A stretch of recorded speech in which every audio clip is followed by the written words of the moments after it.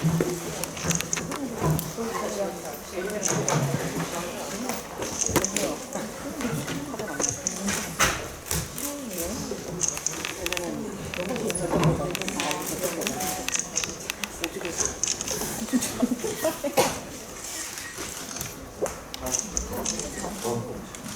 안녕하세요. 저는 패션웨어 데이즈 코리아 에디터 최지웅이라고 합니다. 오늘 영화 재밌게 보셨는지 모르겠고, 저는 일단 사실 많이 계실 줄 모르고, 되게 아주 가벼운 마음으로 이렇게 왔다가 되게 좀 놀랍고 감사하기도 하고, 그런 마음이 드네요. 저 오늘 사실은 옆에 계신 류선영 배우 때문에 이 자리에 함께 하게 된 거라서 반갑고 감사하다는 말씀을 드리고 싶고, 약간 이 조합이 조금 뭐지? 이렇게 싶은 마음도 드실 텐데, 일단은 그래도 인사를 한번 좀 해주셨으면. 안녕하세요. 저는 배우 류선영이라고 합니다. 저도 오늘 최지웅 에디터님이랑 지그를 한다고 해서 어떤 조합일지라는 생각을 가지고 왔는데요. 일단 워낙에 영화를 많이 보시고 워낙에 영화를 또 좋아하시는 분이라서 저는 에디터님을 믿고 가겠습니다. 질문 많이 해주세요. 저는 사실은 그냥 개인적인 마음으로는 이렇게 이게 우리가 만든 영화가 아니고 참여한 영화는 아니라서 영화에 대해서 딱히 할 말이 있을까 싶은 마음이 있고, 대신 이 류선영 배우님이랑 얘기를 좀 나누고 싶었고 이렇게 안부를 묻고 싶었어요. 왜냐면 저한테는 좀 이렇게 뜻깊은 배우신데, 제가 뭔가 2년 전 한 이맘때쯤 그게 더운 날 밤이었고, 근데 이제 제가 데이지드 매거진에서 처음으로 만난 인터뷰이, 제 인생에서 첫 인터뷰이가 바로 이 류선영 배우시거든요. 그래서 그날이, 그리고 그날의 대화가 지금 되게 생생하고 좀 애틋한 고마운 마음으로 남아있어서 오늘 다시, 왜냐면 그때는 사실 저도 처음 인터뷰였기 때문에 되게 떨었고 막 어리버리하게 무슨 얘기를 하는지 잘 몰랐었는데 너무 네, 좋았어요. 맞아요. 그래서 그냥 오늘 조금 다시 한번 만나 뵙고 또 지난 2년 동안 어떻게 지내셨는지 이런 얘기들도 좀 나눠보고 싶다는 생각, 그냥 개인적인 사심 있었는데 어떻게 지내셨는지, 사실 지난 2년 동안 저는 사실 그냥 직업인으로서 별 차이가 없었는데 없는 2년이 흘렀는데 선영 배우님에게는 또 많은 일들이, 또 좋은 일들이 있었고 그랬던 것 같거든요. 어떻게 지내셨는지. 네, 일단 영화 이야기를 하기에 앞서서 제 얘기를 하게 됐는데요. 저도 되게 특별한 기억으로 남아있는 것 같아요. 데이지드라는 잡지에 저한테 화보 촬영이 들어온 거예요. 그래서 나를 화보를 어떻게 찍지? 저도 그런 되게 패셔너블한 잡지에서 뭔가 작업을 하는 건 처음이었고 너무 감사했어요. 되게 잘 알지도 못하는 사람들을 이렇게 우리한테 관심을 가져서 자기의 첫 번째 인터뷰를 하고 싶다고 하시니까 너무 감사했었고요. 저는 그 이후로 2년 동안 저도 똑같아요. 사실 배우로서 다들 모르실 거예요. 늘 그랬듯이 계속 촬영을 하고 있고 네, 영화를 늘 그랬듯이 엄청나게 보고 있고 네, 드라마를 조금씩 보게 됐어요. 한국 드라마를 조금씩 보게 돼서 최근에 나의 아저씨라고 되게 재밌는 드라마가 있는데 그거를 완주했죠. 소속사, 왜냐면 제가 기억나는 게 이렇게 이 류선영이라는 배우를 만나고 싶어서 되게 둘러 막 연락을 해가지고 직접 본인의 번호를 알게 된 거예요. 그러니까 그때만 해도 소속사가 없었고 제 연락을 드렸는데, 그러니까 아직도 기억나는 게, 제가 지금 아르바이트 중이어서 끝나고 연락을 드릴게요 이렇게 했던 게 되게 아직까지도 이렇게 좋은 마음으로 기억이 남는데, 소속사가 해주셨고 그런 변화들은 조금 정말 배우로서의 삶을 또 다르게 지금은 다르게 살고 계신 것 같은데 소속사 들어간다고 저한테 뭐 돈을 주는 건 아니니까요. 저도 똑같아요. 예, 그냥 똑같고 조금 더 방송의 기회가 조금 잦아지고 있다는 거. 네, 다른 거는 다 똑같고 곧 알바 해야 될 것 같아요. 그냥 그때 나눈 이야기를 사실 오늘 여기 오기 전에 직전에 다시 이렇게 펼쳐봤어요. 좀 부끄럽고 민망하긴 하지만 그때가 아마 선영배우가 20대의 거의 말미 후반이었고 뭐 그거 저는 이게 썼으니까 이게 뭐 신뢰되는 건 아니라고 생각해서 그랬고 지금은 이제 나이가 좀 바뀌셨고 그때 그런 배우로서의 조바심이나 뭐 어떤 결과를 꼭 내야만 한다라는 마음은 없다고 다만 진행 중이고 나아가는 길이라고 그렇기 때문에 그게 부끄럽거나 뭐 그런 거 없다고 말씀하셨더라고요. 지금 마음은 또 2년이 지난 지금 마음은 어떠신지 배우로서의 좀 마음가짐 이런 것도 좀 이렇게 달라지시는 게 있을까 궁금하거든요. 저는 예전에 인터뷰를 할 때는 이런 얘기를 했어요. 그 결과물을 지금 당장 내는 것보다 어느 방향으로 가는지가 저는 중요한 것 같다고 그때 29살에 제가 그렇게 얘기를 했는데 31살에 저도 별다른 건 없는 것 같아요. 어느 방향으로 나아가는지가 중요하지 결론을 어떻게 지을 수 있을까, 결말을 지을 수 있을까라는 건 여전히 똑같고요. 배우가 그런 얘기 있잖아요. 꼭 뭔가 인생 캐릭터를 만난다. 뭔가 이런 얘기들이 있는데 저는 사실 아직 그런 인생 캐릭터라고 할 만한 걸 못 만난 것 같기도 하고 내가 누군지도 모르겠고 내가 누군지 모르니까 다른 사람도 저란 인간의 어떤 뭔가를 잘 모르니까 저는 그냥 앞으로 그냥 롱런 하면서 그냥 어떤 방향을 또 계속 찾아가지 않을까 싶어요. 똑같은 이야기입니다. 네. 사실 오늘 리셋사이드라는 영화에 대해서 얘기를 해야 되는 거고 저는 이 영화를 이제 개봉이 오늘인데 이제 뭐 경쟁사이긴 하지만 지난 2월 마리클레르 영화제에서 먼저 봤고 또 오랜만에 며칠 전에 다시 이 영화를 봤거든요. 그래서 좀 그때는 보이지 않았던 것들이 다시 보이기도 하고 그때는 뭐 조금 이를테면 좋아 보였던 것들이 지금은 조금 왜 이랬을까 뭐 이런 것들도 좀 생각하게 됐어요. 그래서 되게 명확한 영화라고 여기에 앉기 전에 말씀하셨는데 일단 어떻게 영화 보셨는지 좀 궁금하네요. 이 질문이 너무 어려운 것 같은데 저는 아무리 여기 앞에 있지만 저도 한 개인의 그냥 편파적인 생각으로 아마 영화 얘기를 하게 될 것 같아요. 저는 되게 명확한 얘기라고 생각을 했고 이미 제목에서부터 제목을 듣고 딱 가는 순간 뭔가 마담 지킬이 지금 쿠사를 먹고 있는 그쵸? 그런 장면에서도 이 이야기는 어떻게 되겠다라는 게 뭔가 이렇게 싹 다 오는 왔던 것 같아요. 그리고 끝까지 그랬고 그래서 오히려 뭔가 내러티브를 꼬아버리진 않았던 게 저는 그게 되게 명쾌했다고 생각을 하고 그런 부분에서 네, 요즘엔 너무 많이 이야기를 막 이렇게 꼬고 저렇게 꼬고 막 이러니까 오히려 이렇게 가는 것도 좀 속 시원하다? 약간 이런 생각이 좀 들었던 것 같아요. 에디터님은 어떻게 보셨어요?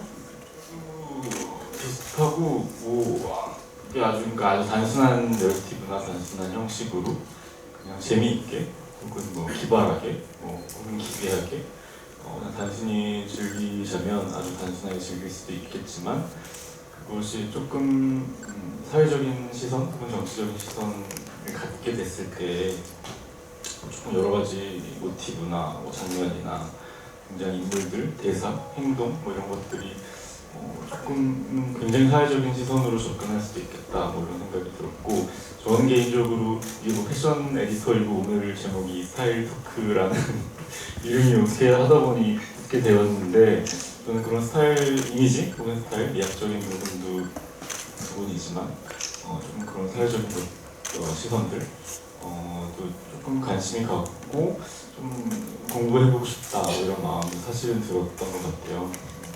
그리고 미학적으로도 이게 뭐 지금은 사실 뭐 이제 저도 좋아하는 알렌 기러기니 뭐 브루노 디몽이니 뭐 이런 감독들이 소위 말하는 하이브리드 뭐 장르 뭐 이렇게 그런 장르의 혼종들 뭐 이런 것들을 되게 좀 보편적으로 사용을 하고 있지만 이 감독이야말로 사실 그 영화를 처음 만들 때부터 좀 그런 형식들을 되게 중요하게 사용을 해서 만들었던 감독이니까 이 영화도 좀 그런 부분이 되게 부각되는 것 같았고 그게 저는 오히려 궁금한 게 그 배우 입장에서 이런 장르들이 조금 혼종되어 있는 느낌들을 좀 어떻게 바라보고 어떻게 이해하시는지 그런 부분이 좀 궁금하거든요. 그 여기에 포스터 같은 데 보시면 하이브리드 블랙 코미디 영화라고 되어 있는데 여러분 하이브리드 영화가 어떤 영화인지 아세요? 잘 모르실 것 같아서 왜냐면 저도 오늘 처음 알았거든요.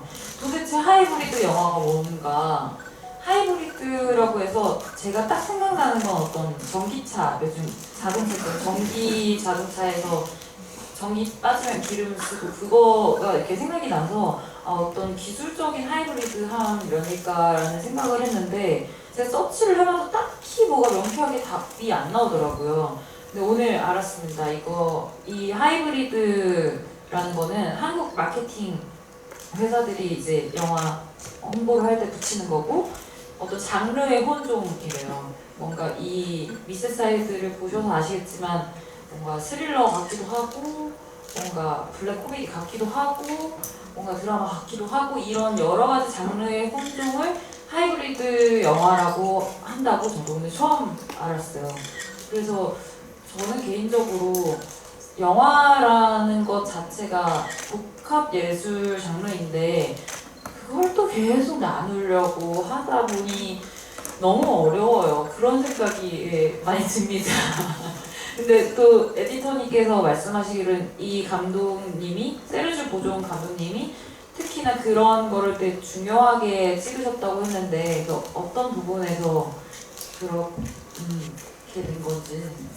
일단은 저는 이 학급에 있는 학생들의 인종 이게 되게 다양한 인종이 있고 사실은 뭐 아주 넓게 보자면 되게 뭐 프랑스가 난민이라든지 이민자들을 적극적으로 수용하면서부터 이제 뭐 아이들이 학교에 가서 적응하지 못하게 되는 뭐 이런 상황들을 얘기할 수도 있을 것 같고 뭐 학교 내에서 벌어지는 뭐 그건 사실 비단 프랑스나 다른 국가뿐만 아니라 서울에서도 당연히 이루어지고 있지만 요즘 뭐 선생님들의 뭐 권위라든지 이런 것들이 다 추락하고 있고 뭐 이런 부분들도 그렇게 얘기될 수 있지 않을까 싶었고 그래요. 근데 저는 약간 지금 선영 배우님이 말씀하시는 거 재밌는데 여기 와 계신 분들이 다 이 선영 배우님을 보기 위해서 오신 거겠죠.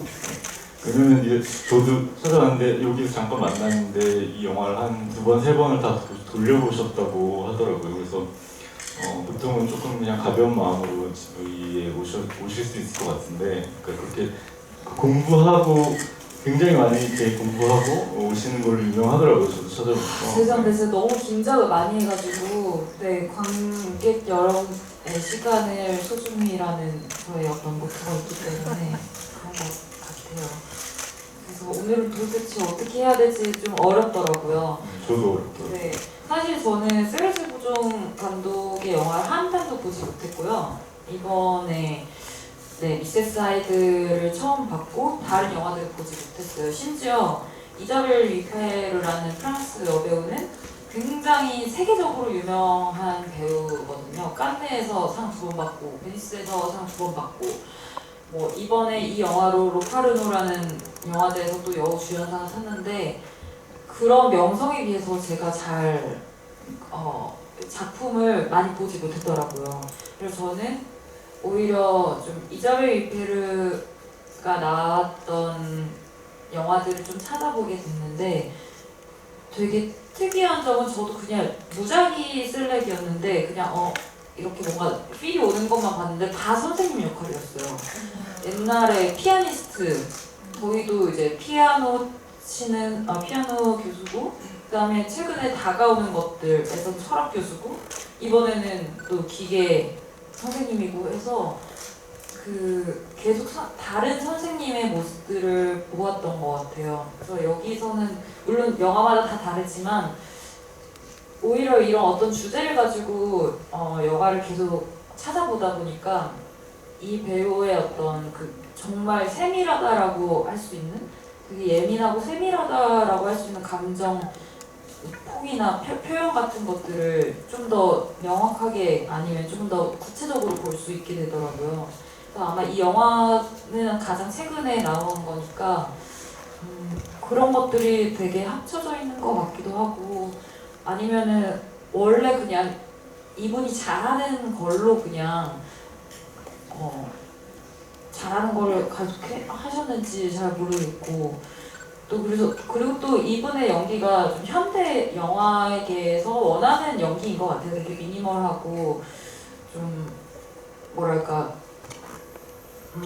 전혀 투머치하지 않게 좀 오히려 속으로 들어가게끔 만들어주는, 약간 좀 생각을 해보게 하는 어떤 눈빛이라든가.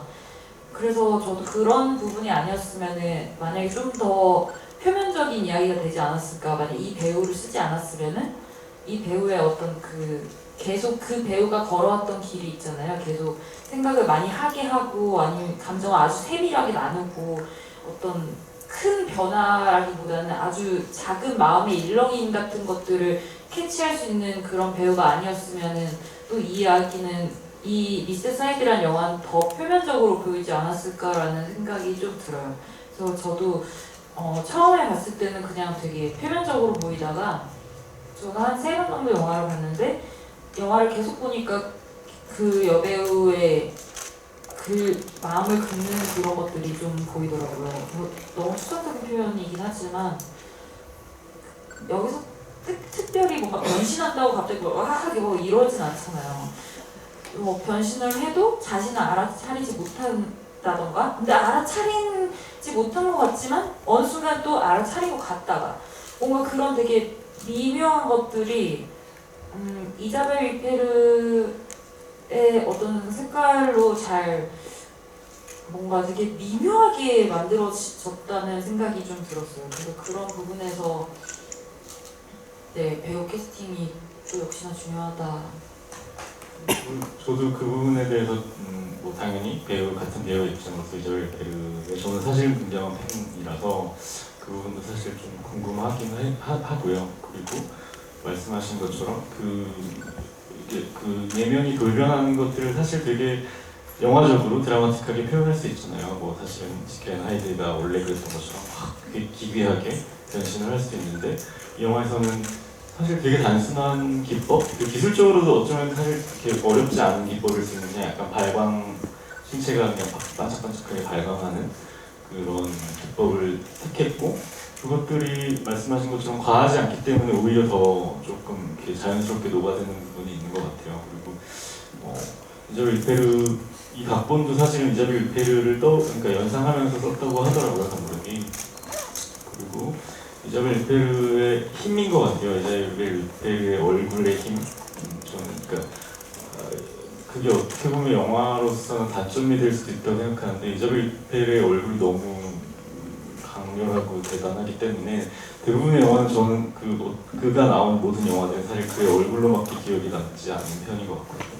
그냥 특히 이자벨 위페르가 어느 순간 카메라를 바라보는 순간들, 그러니까 카메라를 바라본다는 건 관객들을 바라보는 순간이죠. 그러니까 관객인 나와 이자벨 위페르가 눈이 맞추는 순간 그냥 약간 온몸이 얼어버릴 것 같은 정도의 아주 강렬한 카리스마가 있어서 저도 좋아하고, 특히 이 영화에서는 이자벨 위페르의 조금 그동안의 모습에서는 조금 다른 모습들, 그러니까 초반에는 굉장히 이렇게 어리숙하고 좀 당하고, 뭐 학생들이 당하고 자기 할 말을 못하고, 이런 것들은 사실 이자벨 위페르가 그동안의 대부분의 영화에서, 뭐 말씀하신 피아니스트 같은 영화에서나 뭐 엘르 같은 영화에서도 조금 보지 못했던 모습이기 때문에 저도 좀 새롭게 봤었고, 그것들이 점점 그러니까 원래 이저벨 페르 갑자기 빨간 실크 셔츠를 입고 나타나면서부터 되게 당당하고 멋있고 카리스마 넘치는 이저벨 페르를 볼 수 있는 그런 장면들도 굉장히 생각이 나는데,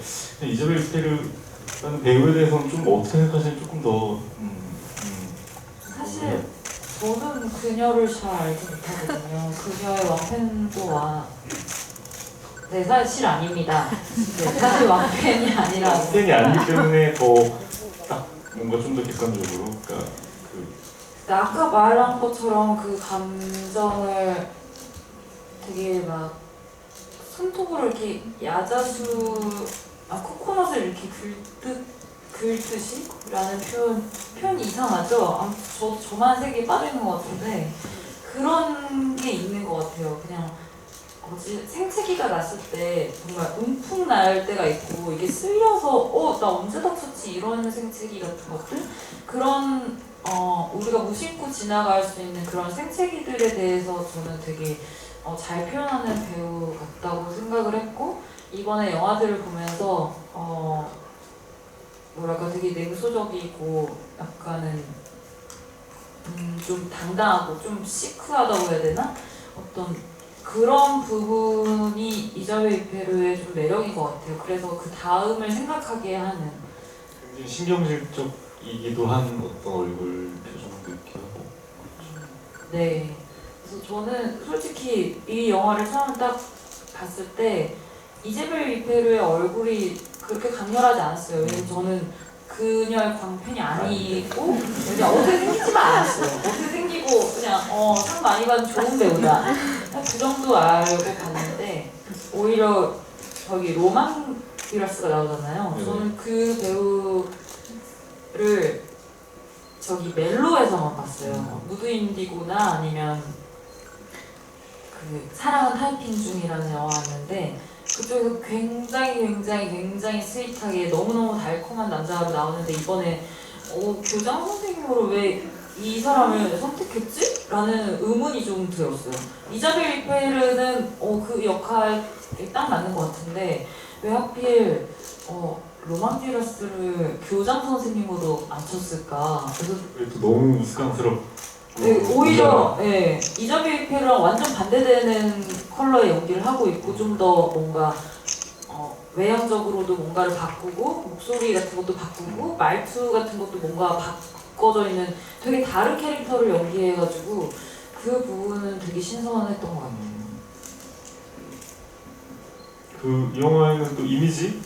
어쨌거나 저희가 스타일 토크라서 패션과 미학적인 부분이 또 인상적인 것 같아요. 저는 이게 상영은 다 디지털로 하겠지만 이 영화는 35mm 필름으로 찍혔고 아리캠 카메라에 라이카 렌즈를 썼고 후지 필름으로 촬영을 했더라고요. 그래서 그 필름 룩이라고 말을 되어지는 것의 장점들, 또 매력들, 색감들, 컨트라스트들 이런 것, 입자 같은 것들도 사실 되게 인상적이고 그 아주 세련된 톤, 되게 미니멀한 배경 이런 것들 되게 예쁜 이미지가 있죠. 그런데 카메라가 사실은 막 되게 현란하게 쓰이진 않았고 거의 있는 듯 없는 듯 고정되어 있는 경우들이 또 많고 옷도 초반 같은 경우 거의 무슨 할머니 같은 옷, 되게 이상한 니트 조끼랑 막 꽃무늬 이렇게 스커트 같은 걸 입다가 후반부로 진행될수록 굉장히 이렇게 타이트한 셔츠와 펜슬 스커트 같은 걸 입고 근데 저가 2년 전에 인터뷰에서 기억에 남는 건데 사실 패션과 이런 것들 되게 관심이 많고 좋아하시는 걸로 제가 기억하고 있는데 그랬군요. 네, 2년 전에 그런 저를 잊어버렸나 봐요. 제가 패션에 관심이 너무 많은데 저의 욕망 잠금소가 있어요. 그래서 욕망 잠금 통이 있는데 그 안에다 넣고 지금 잠궈놨어요. 패션. 왜요? 그냥 여러분들 아시다시피 패션이 그냥 되는 게 아니잖아요. 제가 이상하게 제가 고르면 그게 제일 비싸 거기서. 백화점에 가서도 아니면 그냥 동대문에 가서도 그걸 고르면 그게 제일 비싸요. 그래서 그냥 놔두고 스티브 잡스처럼 사실 좀 살려고 노력을 하고 있는데 네, 좀 용어가지고 여러 가지 최대한 노력하고 있는 거예요. 그 패션화보 같은 경우는 뭐 데이즈랑 2년 전에 찍고 또 이렇게 몇 번 더 찍으시지 않았어요? 전혀 들어오지 않습니다. 전혀 안 찍으시죠? 네, 패션하고 했었는데. 어떤 거 찍고 싶으세요 혹시? 패션하고요. 만약에 찍게 된다면? 패션하고를요? 그러니까 스타일링 같은 거 갑자기 궁금한데. 저는 지금의 제 모습 말고 패션하고라서 할 수 있는 것들을 좀 하고 싶어요. 뭔가 예를 들면 진짜 뭐 완전 하이 패션한 것도 괜찮고, 네, 다 좋을 것 같아요. 좀 컬러풀한 것도 되게 좋고, 아니면 완전 미니멀한 것도 좋고. 네, 머릿속에 떠오르시면 연락 주세요. 네.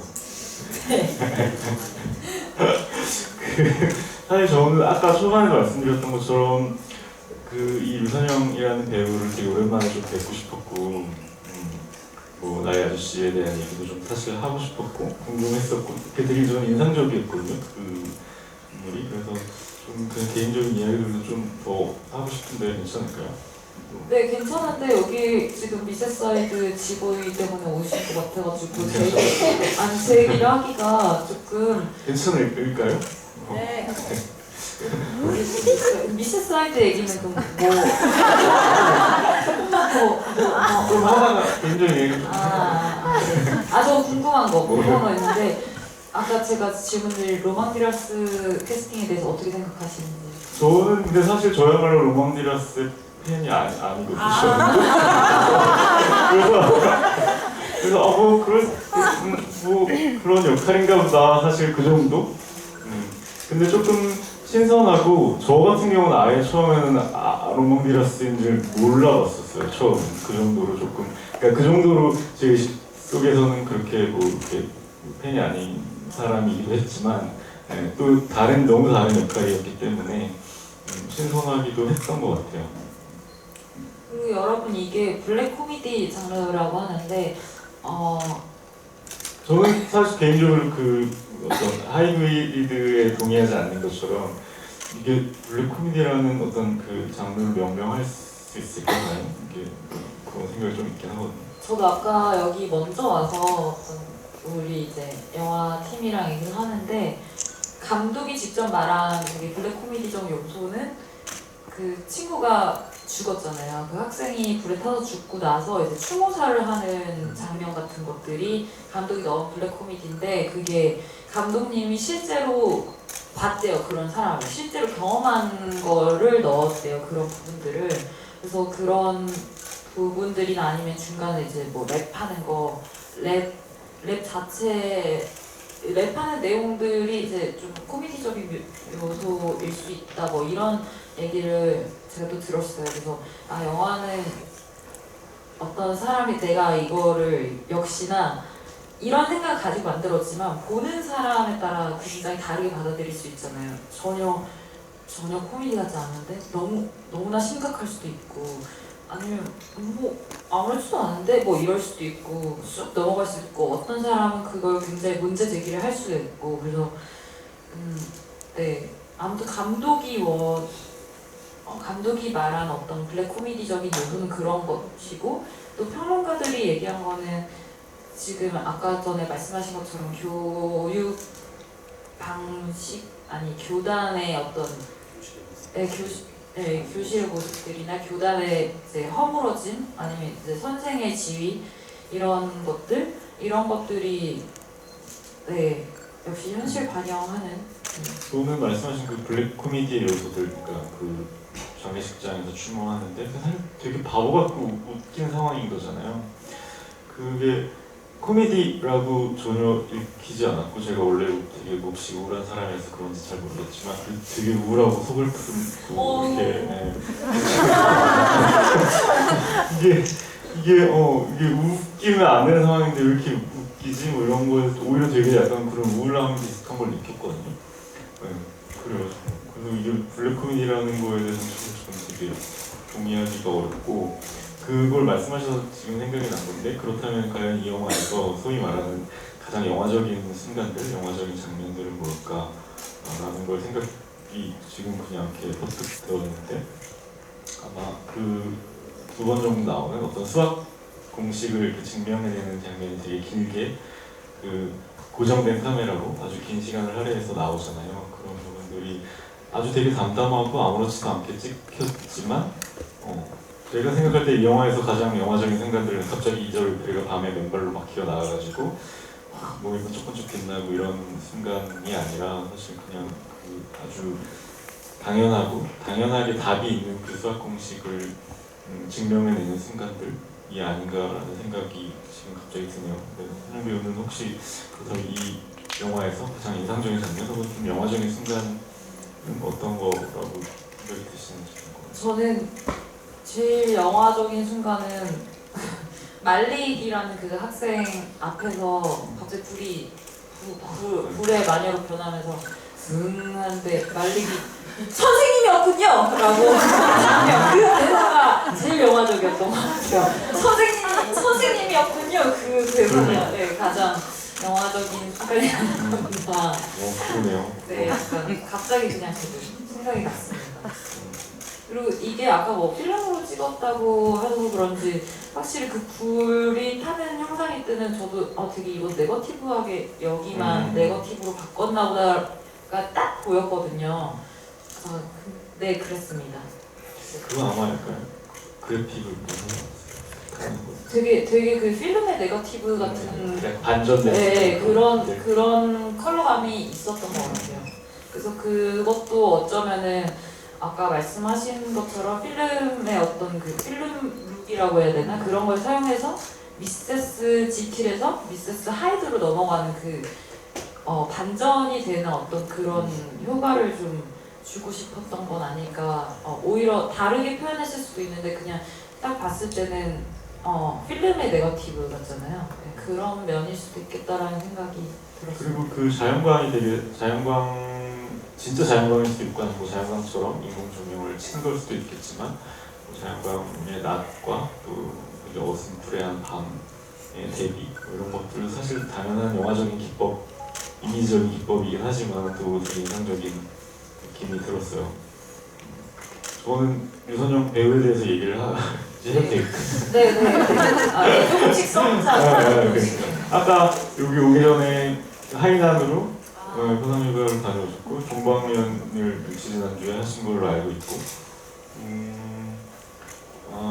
되게 많은 이야기들이 오갔던 드라마였고 그런 것들도 출연하셨고 좀 궁금한데요. 약간 또 이렇게 영화가 아닌 되게 좀 다수에게 많이 보여지는 TV 드라마였고 그 인물, 그 드라마 그거 어떻게 기억하시는지가 사실 궁금해요. 저는 네, 얼마 전에 TVN에서 나의 아저씨라는 수목 드라마를 했습니다. 다 아시겠죠? 아니 모르실 수도 있으니까. 그래서 근데 그게 주연 배우는 저는 아니었고요. 주연 배우는 아이유랑 이성균 이렇게 그분이 주인공인데 저는 거기에 정말 거의 뭐 원리를 찾듯이 저를 찾아야지 나를 찾는 그런 굉장히 작은 되게 자주 나오시던데.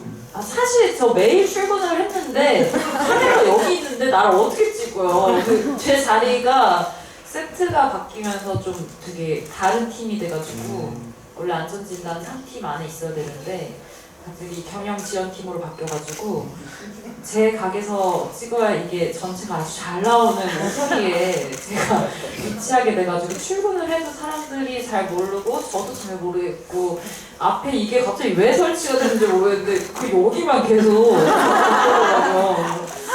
저도 그래서 그 역할에 대해서는 굉장히 어떤 막 쪼여가는 텐션이 막 있는 부분에서 살짝은 풀어주는 그냥 그런 포지션을 맡았다고 생각하고 네, 최대한 많이 뭐랄까 보여드리려고 했던 것 같아요. 나 혼자 뭔가 막 깊숙이 가지고 있어서 뭔가 내 비밀을 가지고 있고 이런 게 아니라 그냥 최대한 더 잠깐 나오는 역할이기 때문에 좀 더 최대한 더 많이 설명적이었으면 어떨까라는 생각을 했고 좀 더 인물도 좀 TV로 보면 안 그랬는데 제 생각에는 되게 과장을 했다고 저는 생각을 했거든요. 되게 말투도 그렇고 연기를 하실 때 네, 연기를 할 때 모든 게 다 되게 제가 과장되게 했는데 또 TV로 보니까 그랬나? 아무튼 제가 느낀 거보다는 좀 덜 과장되게 나왔더라고요. 그래서 좀 TV 드라마는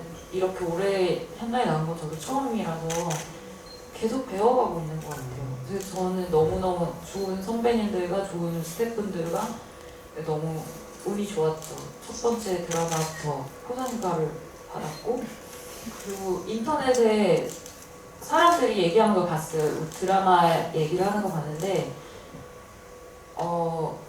굳이 아이유를 20살 넘는 남자인 이성균과 엮으면서 뭔가 로리타 뭐 컴플렉스를 떠올리게 한다 아니면 뭐 제목부터 바꿔라 나의 아저씨 이런 기사들을 많이 봤는데 저는 제목이 잘 지어졌다고 생각하고 저도 사실 책을 보고 난 다음에 제가 결정을 한 거기 때문에 캐스팅이 아주 완벽했다고 생각해요. 저는 사실 꼭 그 배우들이 아니었으면 내 드라마가 이런 힘을 얻을 수 있었을까라는 생각이 들 정도로 저는 너무 좋았고 뭐 어차피 그건 호불호가 갈리는 문제라서 제가 뭐라고 딱히 말씀드릴 수는 없는 것 같아요. 저는 뭐 그 부분 사실 여쭤보지 않았는데 어쨌거나 드라마가 시작될 때 조금 안 보셨죠? 봤으니까 그러니까 저는 1회부터 보지 않았고 3회부터 봤죠. 3회가 시작되고 1, 2회를 봤는데 그러니까 뭐 이렇게 저는 굉장히 이렇게 객관적이지 않은 사람이고 그래서 이렇게 그 드라마가 1, 2회가 시작돼서 사실 비판적인 시각이 있었죠. 그리고 저는 그 설정 자체에 대한 문제는 그렇게 크지 않았다고 생각하는데 그 굉장히 어떤 되게 폭력적인 장면들이 있었고 그 장면만 그 클립을 보게 됐는데 이건 좀 아닐 것 같다 해서 보지 않았다가 그냥 어떻게 하다가 보게 됐고 약간의 그냥 오해 아닌 오해가 좀 있었던 드라마였다 뭐 이런 생각이 좀 들어서 이게 좀 아쉬운 마음이 사실은 있거든요 지금도. 그래서 사실 그래서 처음부터 끝까지 다 보게 됐고 지금 선영 배우가 말씀하신 것 같은 그 좋은 점들, 좋은 면모들이 되게 많이 있고 또 이야기 될 것들이 되게 많이 있는 드라마인데 조금 그러지 않아서 아쉽다는 생각이 오히려 들고 저희가 지금 두 번째 만나는 거긴 한데 대화를 나누면서 느껴지는 건데요. 2년 전보다 되게 가벼워지셨다는 느낌? 가벼웠다는 게 아니고 아주 좋은 의미인데 약간 뭐 그런 느낌이 드는데 약간 좀 다른 느낌이 좀 들고 있거든요 지금. 네, 감사합니다. 칭찬해 주셔서. 에디터님도 그래요, 지금 저한테. 그때 처음 뵀을 때는 정말 긴장을 하시고, 온갖 케이터링을 다 해서시고, 머리에 무스를 착 발라가지고, 엄청, 엄청 되게 긴장해서 오셨는데, 둘 다 지금은 조금 그때보다는 편한 모습으로 있는 것 같아서. 저는 좋습니다. 그러니까 저는 에디터로서 직업인으로서 그때보다는 좀 많이 게을러진 면이 있는 것 같고 그러니까 그게 좋기만 약간 여유가 생긴 걸 수도 있을 것 같아요. 그러니까 저희가 궁금한 건 약간 배우로서 조금 그때보다 그때는 뭔가 되게 좀 어떤 의미로 치열해 보였는 느낌?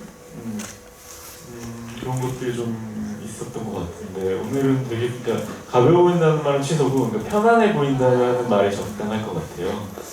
사실 저도 이렇게 시네마톡은 너무 오랜만이고 계속 현장에서 스태프들이랑 아니면 이렇게 배우들이랑 있다가 관객들을 이렇게 가까이서 보는 시간이 너무 오랜만이라서 사실 긴장이 엄청 되거든요. 긴장이 엄청 될 때 오히려 제가 긴장이 좀 잘 안 보이나 봐요. 좀 그런 소리를 많이 들어요. 긴장 언제 했냐고. 그래서 저는 늘 너무너무 긴장하고 있는데 지금도 아마가 아니라 확실하게 긴장하고 있습니다. 확실하게 긴장하는데 관객들 이렇게 바로 만나니까 그냥 되게 오랜만에 뵈니까 너무 좋아요. 그러니까 지금 계속 생각해보니까 여기를 아무렇게 이렇게만 하고 얘기를 한 것 같거든요. 지금 이렇게 봤는데 여기 계신 분들이 이렇게 다 꿀 떨어지신 여기 보는 거 있어서 아 그리고 우리 질문도 해야 되는데. 질문 제가 한 가지만 근데 이 얼굴들을 보니까 조금 궁금한 게 생겼는데 제가 이제 지난 2년 동안 이렇게 되게 다양한 분들을 만나서 얘기를 나누고 있거든요. 되게 나이가 많은 분부터 정말 10몇 살짜리 아이돌 분들까지. 근데 그분들에게 그냥 공통적으로 늘 궁금한 거 그리고 늘 여쭤보는 게 있어요. 그러니까 이렇게 그러니까 사랑받는 일, 누군가로부터 되게 맹목적으로 지지받는 일, 사랑받는 일 이게 어떤 기분일까라는 게 늘 궁금해서 늘 여쭤보거든요. 그러니까 저는 이렇게 별 사랑을 받지 못해서 그런가 봐요. 그래서 이게 어떤 기분인지 좀 전혀 실감나지 않고 그게 이런 거 같아요. 막 저렇게 마냥 행복할까? 이렇게 그러니까 사랑받는 게 무섭거나 이렇게 도망치고 싶을 때도 있지 않을까? 뭐 약간 그런 마음이 들어서 그냥 제 개인적인 질문 하나만 하고 아마 관객분들에게 질문을 좀 드리면 어떨까 싶어요. 사랑받는 거에 대한 기분이 어떠신지. 여기 계신 분들의 표정이 지금 되게 사랑스러우셔요. 지금 그냥 또 오랜만에 또 나들이 오셔가지고 집을 하니까 더 기분 좋으신 것도 있는 것 같고 저도 오늘 오랜만에 명동에 좀 일찍 와서 좀 걸어봤더니 기분이 좋더라고요. 네, 굉장히 기분이 좋았어요.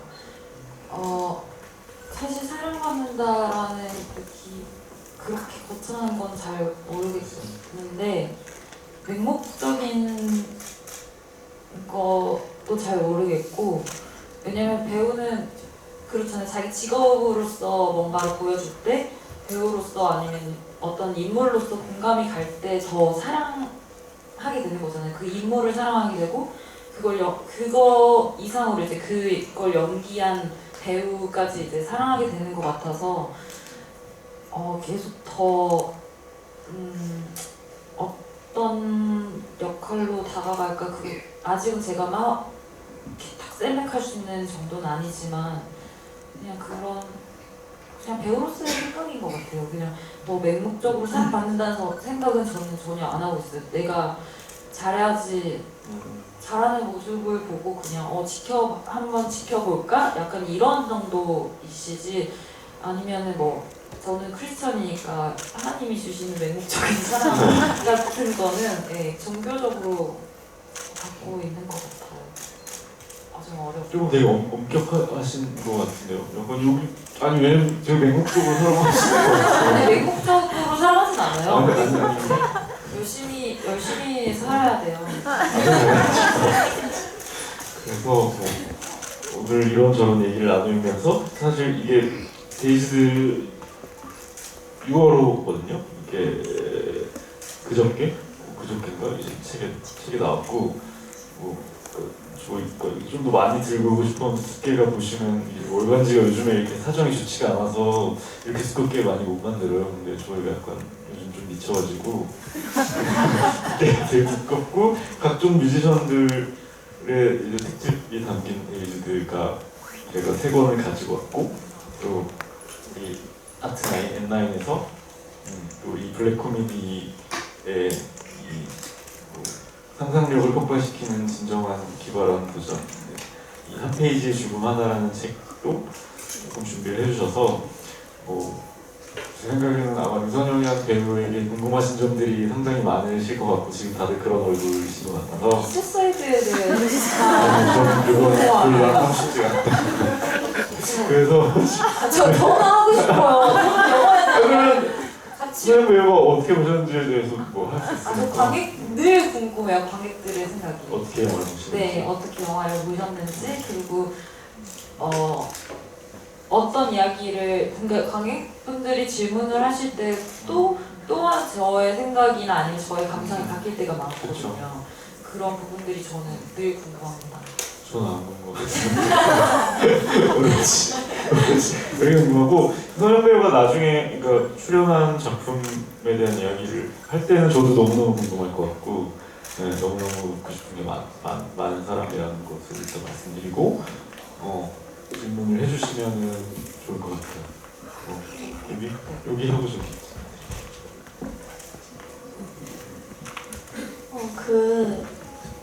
이자벨 베르의 집안 구조가 되게 어두워서 잘 알 수가 없고, 그리고 그 옆집 여자가 있긴 한데 그 집이 있는 공간이 되게 소외된 공간이라고 느껴졌거든요. 그리고 남편은 되게 그 아내를 사랑해주는데 이자벨 베르는 거기에 대해 좀 반응도 잘 안 해주고 무덤덤한데, 이게 이자벨 위페르가 학교에서 받는 그 교사로서의 스트레스를 보여주기 위한 연출이었던 건지 아니면 그냥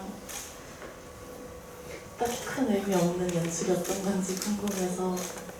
저는 기본적으로 사실 그 부분도 좀 저한테 흥미로우니까 성 역할이라고 하잖아요. 뭐 이렇게 우리가 생각할 때 남편은 밖에 나가서 일을 해야 돈을 벌어야 되고 아내는 집안일을 해야 되고, 근데 이 두 부분은 사실 그 역할이 바뀌어 있고 그냥 오히려 그래서 약간 이자벨 페르가 좀 더 사회적이고 바깥에서 나가서 활동을 하는 사람이고, 이 남편은 되게 그러니까 집에서 살림을 하는 남자잖아요. 그런 부분이 오히려 그런 부분을 조금 더 부각하기 위한 설정 그런 것 같지 않을까 싶은데.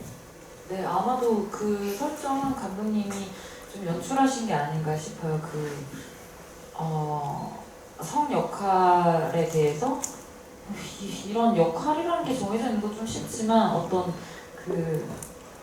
뭐라고 해야 되나, 관습적인 성 역할이라고 해야 되나요? 그래서 그런 부분을 일부러 바꾼 것 같아요. 그거는 좀 연출적인 부분으로.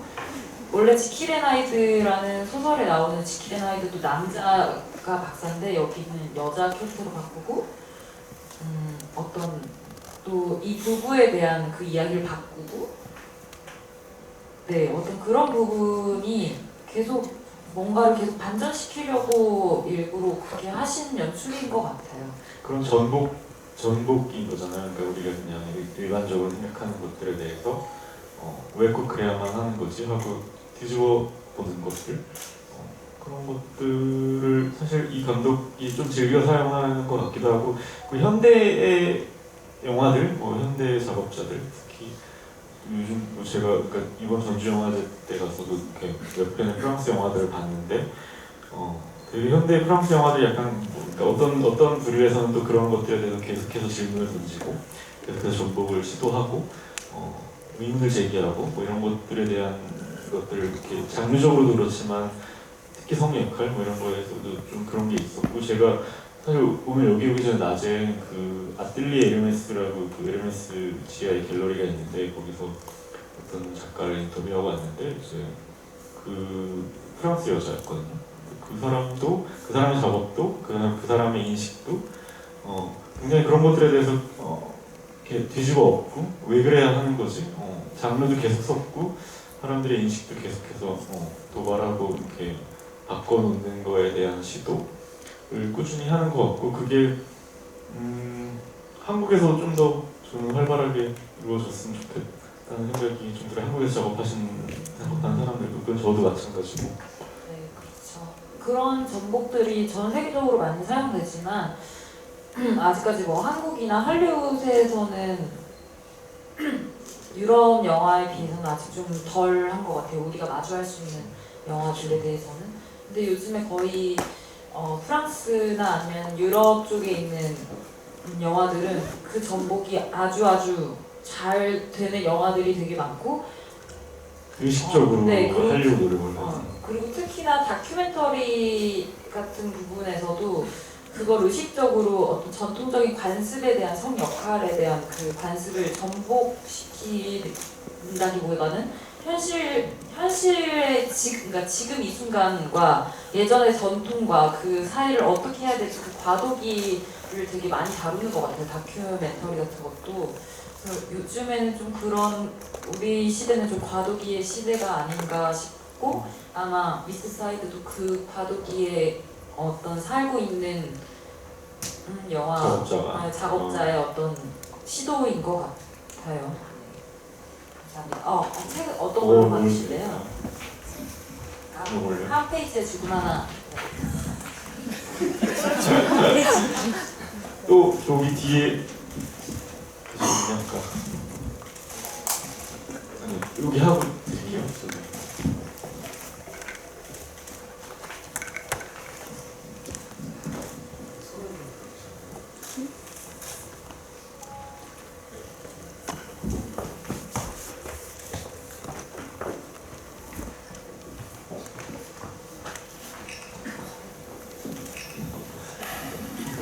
제가 할 질문은 그냥 전 두 분에게 하나씩 짧은 질문 하나 좀 하고 싶은데요. 먼저 배우 유승영 씨에게 드리고 싶은 질문이 아까 로망 드리스라는 그 프랑스 남자 배우에게 괜찮게 보셨다고 했는데 언급해 주신 영화가 이제 좀 밝은 분위기의 로맨스물이었잖아요. 근데 저도 그 배우가 나왔던 영화를 좀 봤는데 그 밝은 쪽과 약간 좀 반대쪽에는 상대적으로 약간 좀 어둡다든지 좀 진중한 분위기의 영화도 있었습니다. 제가 영화 제목은 잘 모르지만 한편은 여장을 하면서 점점 그 자기 자아가 이렇게 점점점 흔들리는 내용이었고 또 한편은 그 어떤 사건에 휘말려서 멀리 이제 가족과 떨어지게 되는 영화였는데 혹시 그런 로망 듀리스라는 배우의 그런 밝은 표현 방식뿐만이 아니라 좀 어두운 쪽도 좀 괜찮게 보시는지 좀 궁금하고요. 그리고 최주환 에디터님에게도 하나 궁금한 게 있는데 제가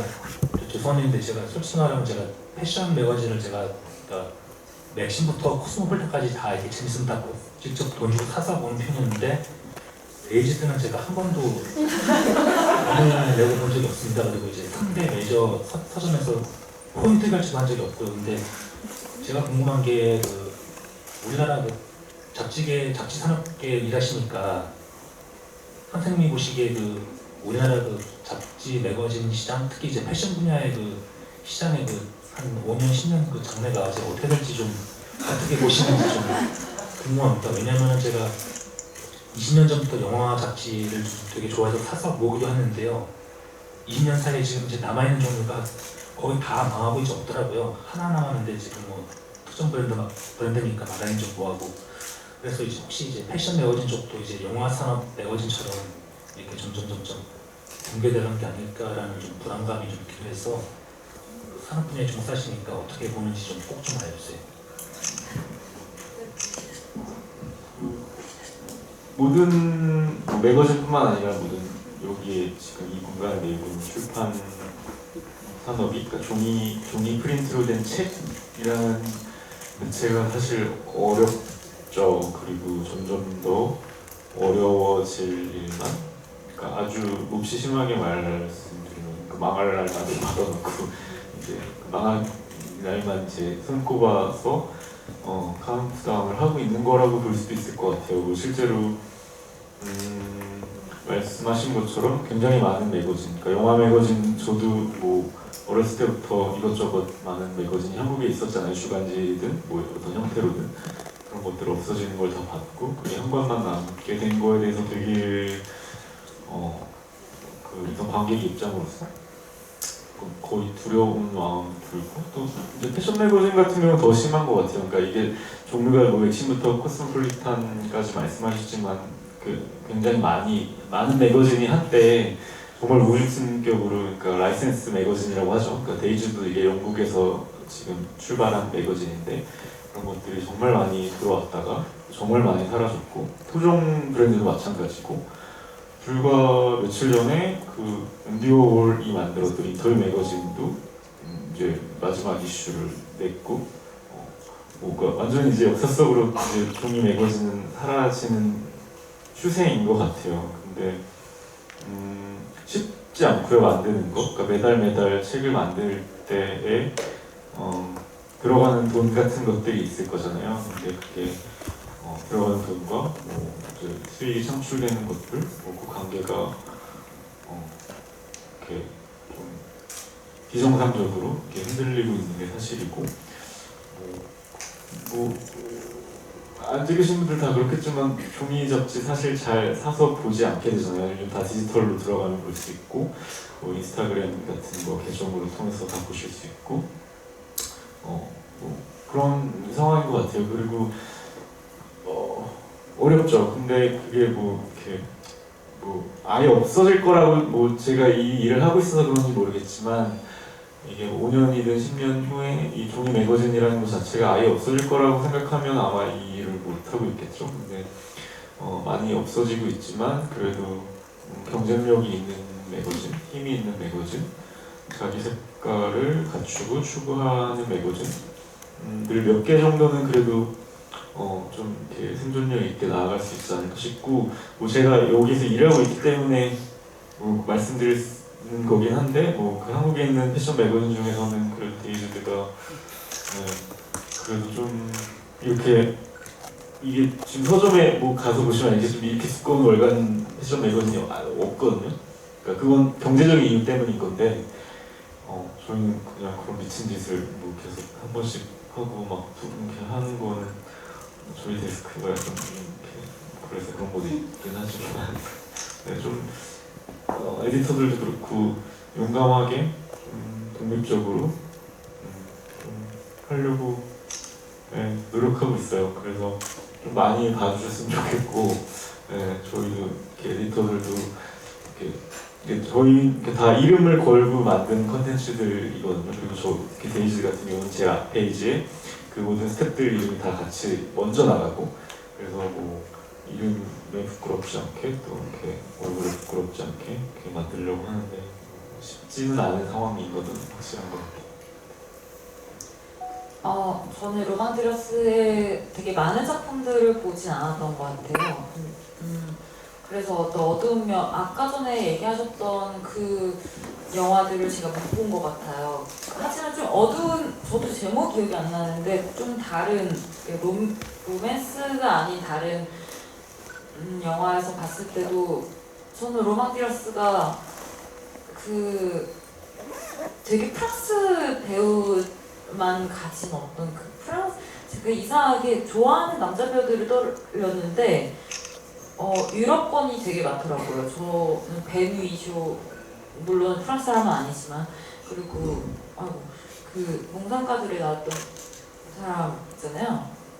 루이스 가렐이나 이런 페이스들을 되게 좋아하는데 로마디러스도 옛날에 알랭드롱의 눈빛을 보는 것 같달까? 그러니까 완전 미남이라고 생각하진 않는데 뭔가 눈이 그를 미남으로 만들게 하는 게 있어가지고 뭔가 보면 그냥 좋은 거 있잖아요. 흐뭇한 그런 기분이랄까? 뭔가 다른 역할을 해도 그 눈이 되게 뭔가 잡아 당기는 힘이랄까? 그런 게 있는 배우인 것 같습니다. 배우는 보지만 눈인 것 같아요. 네, 근데 저는 꼭 눈만 이러고는 생각 안 하거든요. 죄송해요. 눈 말고 뭐 또 연기와 그쵸, 연기는 꼭 눈으로 하는 건 아니니까요. 네. 그렇죠. 맞죠. 혹시 데이즈드 아니면 한 네. 페이지에 죽음 하나. 어떤 걸요? 데이즈드? 한 페이지 좀. 네, 또 이번 편 데이즈드 굉장히 두껍게 나왔습니다. 네. 이렇게 두껍게 다시는 못 만들 수도 있어요. 네, 여기 이제 이쪽 먼저. 질문 드릴게요. 이쪽 먼저. 네. 지킬앤 하이드를 인물 이름을 통해 직접적 그리고 내용상으로 운유적으로 담아내고 있는데요. 영화를 다 보고 나서 굳이 지킬앤 하이드가 아니었어도 되지 않을까라는 생각이 들었습니다. 왜 지킬앤 하이드로 했다고 생각하시는지 두 분의 의견을 궁금합니다. 지킬앤 하이드에서 영감을 받았고 지킬앤 하이드 이야기를 만들고 싶었대요. 그거를 좀 더 다르게 그 인물을 여성 주인공으로 해서 만들고 싶었대요. 지킬앤 하이드란 이야기를. 그래서 다른 이름을 지을 수도 있었을 것 같아요. 저도. 근데 굳이 미세스 하이드라고 지으신 것 같아요. 네. 그게 어떤 요즘 현대 영화의 약간 흐름 같기도 한데 그냥 관객의 입장으로 봤을 때 어떤 원한을 삼은 것들, 모티브 삼은 것들에도 약간 의식적으로 좀 달아나, 그러니까 그 예를 들면 뭐 이름이든 뭐든 하나의 모티브만 축으로 삼고 나머지 것들은 그냥 일부러 약간 뒤를 딱 돈 다음에 약간 그냥 앞으로 나아가는 것 같은 형식을 취하는 작업자들도 많이 있는 것 같아요. 그래서 이게 왜 굳이 미세스 하이드고 왜 지킬앤 하이드고 뭐 이런 거지? 뭐 이렇게 오히려 약간 그런 식의 좀 의아한 질문을 하게끔 뭐 일부러 만드는 것도 사실은 작업자 입장에서 있을 수도 있을 것 같아요. 그쵸. 그리고 거기서 컨셉이 너무 분명하게 그 컨셉을 따왔기 때문에 더 제목을 이렇게 짓고 싶었을 수도 그쵸. 있는 것 같아요. 그것도 역시나 아까 말한 약간 그 전복 뭐 의외성, 비연속성 뭐 이런 것 뭐 그냥 같이 이렇게 묶을 수 있지 않을까 뭐 그런 생각이 어떤 걸로 한 페이지 주고만 이제 끝났습니다. 들고요. 네, 또 저쪽에 있고.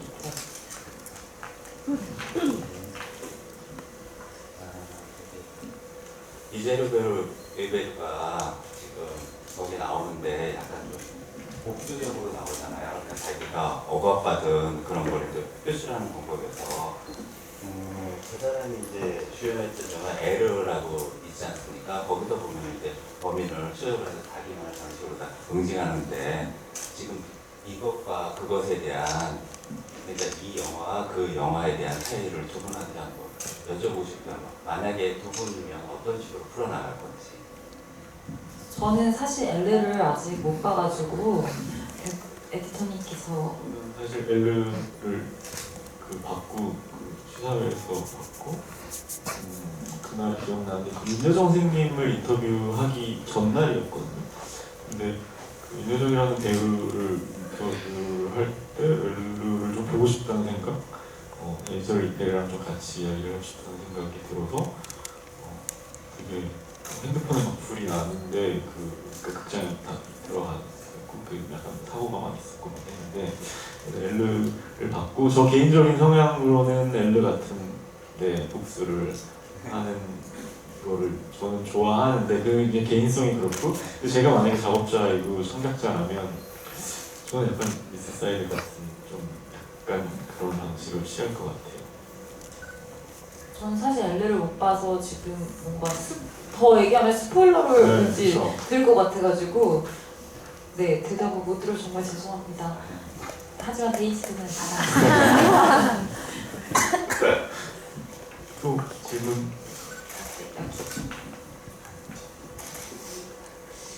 일단 제 주변에 이런 다양성 영화를 좋아하는 친구들이 많지 않아서 이런 영화에 대한 기회가 많이 없었는데 이번 GV를 하게 돼서 너무 기분이 좋고 시간 내주셔서 감사하다고 얘기를 드리고 싶었고 질문이 두 개인데 괜찮나요? 네네네. 먼저 첫 번째는 그런 내적인 변화들이 외향적으로 나타나는 것에 대해서 되게 흥미로웠거든요. 주인공의 내면적인 그런 성격들이 아마 속에서 있던 것들이 극대화돼서 밖으로 표출된 것 같은데 뭐 밤에 물리적 에너지가 방출된다던가 그런 표현 기법을 사용을 했고 또 되게 재밌었던 거는 교장 역할로 나왔던 배우분의 의상 차기들이 굉장히 색상이 많이 바뀌고 꼭 넥타이와 셔츠의 색깔을 같이 하고 본인의 신발을 지키 선생님에게 자랑하는 등의 외향 8만 원짜리. 네, 그거를 하는 모습을 보고 본인의 외향적인 모습을 트렌디하게 하고 싶어하는 것들이 그 사람의 가치관으로 보였거든요. 왜냐면은 뭐 침묵하면서 추모하는 모습들에서도 허례허식만 챙긴다는 느낌이었고 자신의 그런 입지에 대해서 장학사가 왔을 때도 교장이라는 것을 되게 옆에서 자기가 교장이라는 것에 대해 말하고 싶어하는 그런 행동들을 취했기 때문에 그런 뭐라 해야 되지 그 캐릭터의 가치관과 표현해내는 영화적 요소들이 뭔가 유기적으로 연결되었다는 느낌이 들어서 되게 재밌게 봤는데 두 분 어떻게 보셨는지 궁금했고 또 두 번째는 상호작용에 대해서 마지막에 이자미 페르가 굉장히 몸이 위태위태하게 연기를 하면서 학생들에게 유전자와 환경에 대한 그 이야기를 하면서 약간 울먹이지만 어떻게 보면은 되게 본인 스스로에 대해서 얘기를 하고 있다고 느껴졌거든요. 연기하는 모습들이 눈빛이나 말투나 그런 떨림들에서 그 경찰에게 수업 들어가기 전에 미리 전화를 해놓고 그 수업을 들어간 거잖아요. 그래서 자기가 변화된 모습을 드러낸 학생들에게 스스로가 그거를 밝혀내고 되게 자신의 현재 위치에 대해서 자기의 상황에 대해서 되게 뭔가 토해내듯이 오늘 이렇게 말하는 모습이 너무 인상적이어서 저는 그 장면이 되게 좋았는데 두 분은 어떻게 보셨는지 궁금했어요. 네.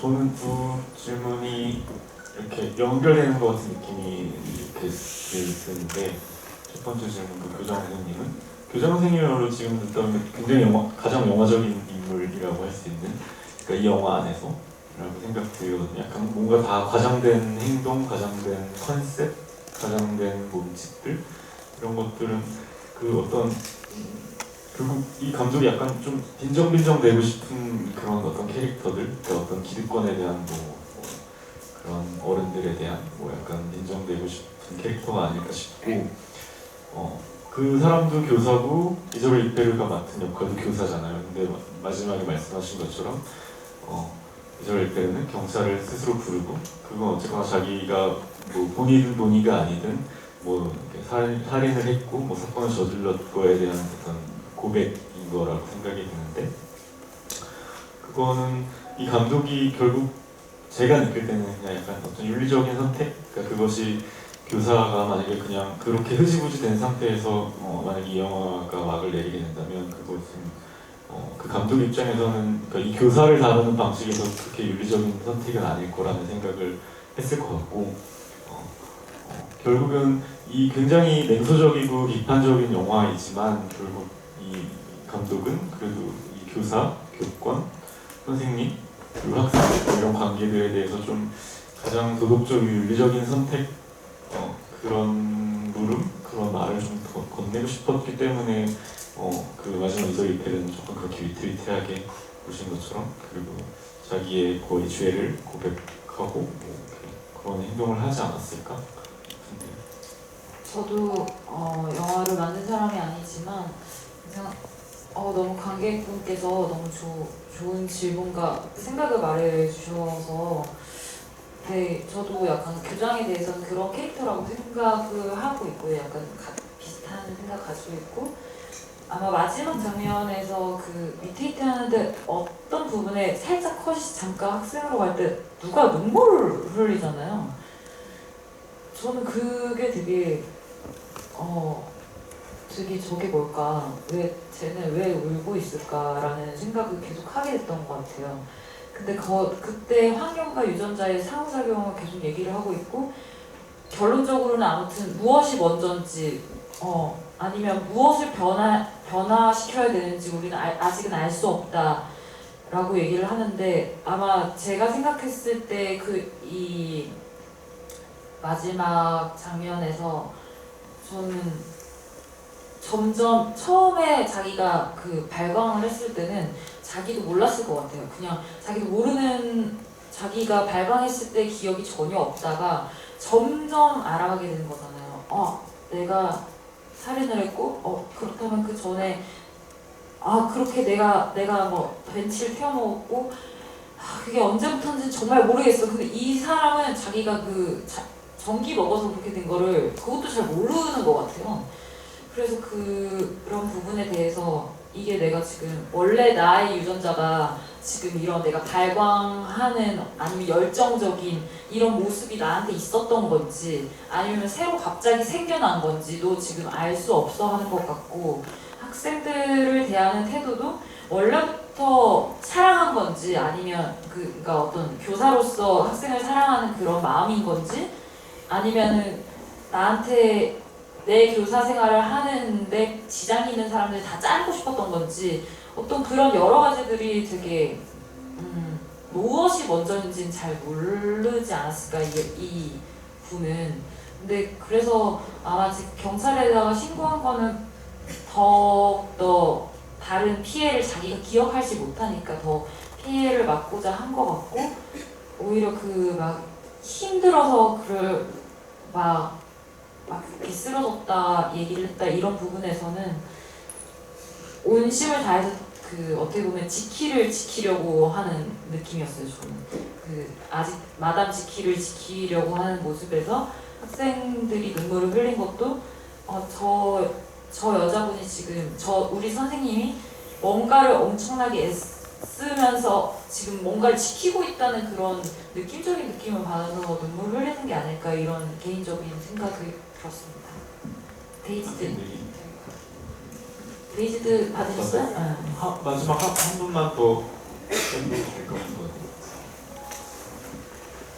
저 조금 뜬금없는 질문일 수도 있는데 그 남편이 그 아내를 진짜 사랑했을까 하는 생각을 영화 보면서 들었고요. 왜냐면 가끔씩 뭔가 약간 섬뜩한? 정색하는 그 영화 자체 분위기 때문에 그랬을지도 모르겠지만 가끔 보여지는 표정들이 이게 아내를 사랑하고 있는 건가 하는 그런 생각이 들었었고요.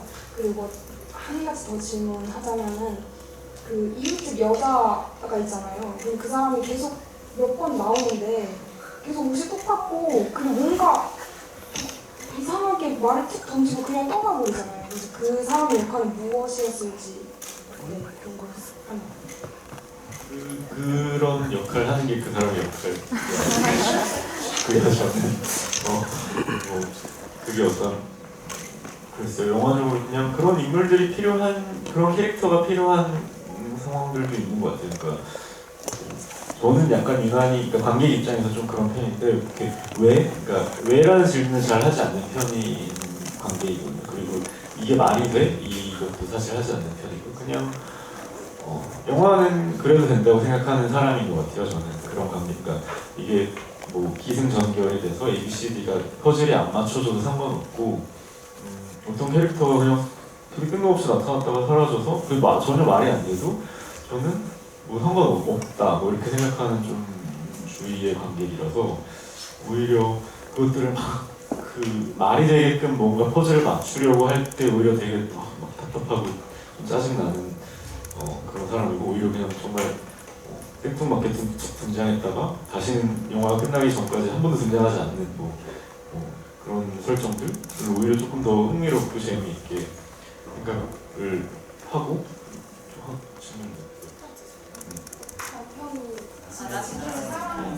그것도 뜬구름 같은 질문이라고 하셔서 뭐 그런데 사랑했는지 안 했는지 잘 글쎄 모르겠는데 제가 느낄 때 약간 사랑은 좀 그런 게 있는 것 같긴 한 것 같아요. 그러니까 이렇게 저만 그런지 모르겠는데 이렇게 연애를 하고 누굴 사랑해 내가 얘를 진짜 사랑하는 건가 아닌가 이렇게 헷갈릴 때도 있는 것 같고 그런 것들이 얼굴이나 몸짓에서 드러날 때도 있는 것 같고 상대방이 또 역시 그런 걸까? 라는 거에 대해서 꼭 그게 사랑하고 있습니다 이렇게 막 어떤 몸으로 얼굴로 표출되어야 한다고 그게 사랑이라고 생각하지 않는 것 같아요. 그래서 그냥 어떻게 보면 되게 싸한 얼굴을 할 때도 사실 그게 사랑하는 순간이 있을 수 있다 이런 생각. 저는 아까 저도 거꾸로 대답을 하자면은 그 옆집 여자분은 아마 이렇게 생각하면 저가 좀 싫은데 아마 한 회차밖에 시간이 안 되지 않을까 생각이 들고요. 그래서 데이 나잇으로 해가지고 한 번은 찍지 않았어 이런 생각이 좀 들고 그리고 어떤 남편이 가장 가까이 있는 사람이잖아요. 가까이 있는 사람인데도 그 힌트를 주는 인물인 것 같아요. 남편에게 힌트를 주는 인물?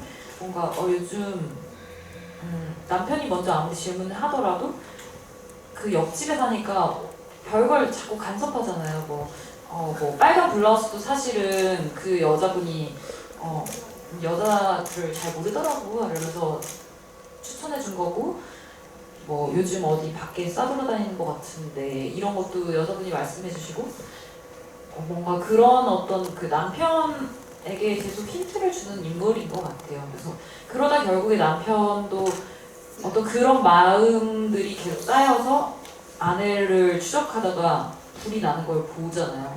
근데 딱히 별말은 안 하고 그래서 그런 역할인 것 같고 걔가 죽은 건 되게 안타까운 일이죠. 그건 좀 블랙 코미디인가? 라는 생각을 했어요. 걔는 왜 죽였지? 이런. 그리고 첫 번째 질문으로 돌아오면 남편 어쩌면 그런 거 있잖아요. 그 우아한 내 부인은 어디 갔냐고 계속 물어보는 씬에서 그녀의 그런 부분을 좋아한 것 같아요. 지킬에 있는 그녀의 모습을 너무 사랑한 것 같아요. 이 여자가 하이드나 아니면 다른 모습으로 이렇게 입체적인 인물이 아니었을 것 같아요. 그래서 이 단면적인 이 인물의 이 단순함을 너무 사랑했던 것 같고 그동안 그래서 아무 일도 일어나지 않았고 그게 그들의 사랑의 어떤 부부 관계에서 유지가 계속 되어 왔고 그래서 갑자기 뜬금없이 네가 사랑하는 우와 무슨 여기 딱 박고 뭔가 이렇게 딱 이렇게 뭐라고 해야 되냐 깐다워야 되나? 뭔가 딱 하잖아요. 이런 예, 이렇게 가슴까지 샥 보여주는 부분에서 남편이 오히려 어유 이러잖아요. 아니 그래서 그때 저는 좀 그랬던 것 같아요. 그때 이 여자는 부부 관계에서도 전혀 이런 도발적인 모습이나 아니면 뭔가 또 다른 모습을 보여준 적이 없구나. 그러니까 부부 관계에서 가슴 노출했던 게 이럴 정도는 아닌 것 같거든요. 그때 되게 충격을 먹고 그때부터 이 사람이 이 여자가 좀 뭔가 이상하다. 평소 같지 않다. 이걸 느끼고 이제 옆집 사람한테 물어보든지 아니면 자기가 뭔가 노력을 하든지 하는 부분인 것 같아서 아마 그는 그녀의 그런 지킬의 그 부분을 사랑한 게 아닐까. 아직은 하이드를 받아들이기도 이 사람도 아마 힘들 것 같아요. 그때도 그녀가 발광을 하는 거를 딱 본 순간 다리에 힘이 풀려가지고 확 쓰러지는 그런 것처럼 아직 다른 모습을 받아들일 준비가 안 돼 있다 정도? 하지만 사랑하는 것 같아요. 당연히 사랑하는 것 같아요. 되게 좀 유치하게 보자면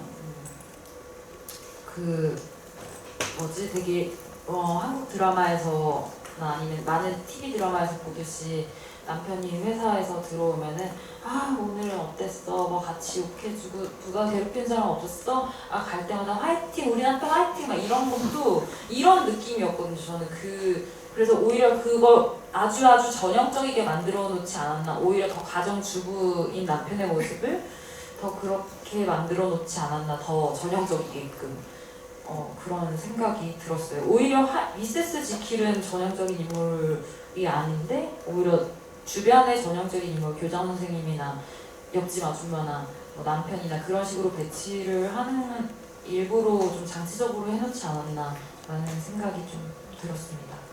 저도 오늘 얘기를 나눈다 보니까 영화를 봤을 때는 생각을 못했는데 계속해서 제가 말을 하고 있는 약간 그 전복?